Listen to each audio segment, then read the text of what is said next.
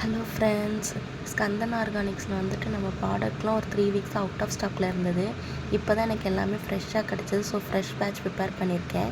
Carrot oil, weight loss powder, nuts malt, sprouted சத்து மாவு இது எல்லாமே அவைலபிளாக இருக்குது. வேணுங்கிறவங்க ஸ்க்ரீனில் தெரில வாட்ஸ்அப் நம்பருக்கு காண்டாக்ட் பண்ணுங்கள். தென் வந்துட்டு சடனாக நேற்று ஒரு கால் வந்தது. அது என்ன கால்னு பார்த்தீங்கன்னா, பாப்பாவோட மேம் வந்து கால் பண்ணியிருந்தாங்க.